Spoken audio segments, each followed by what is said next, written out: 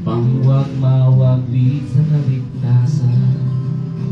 Mga magulang,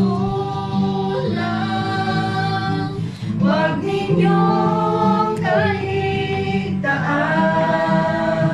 na ituro ang salita ng Diyos sa inyong mga anak.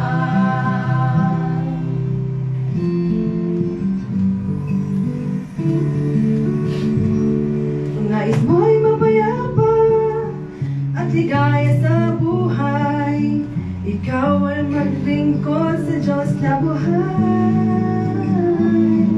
Iyong pangunahan ang iyong tahanan.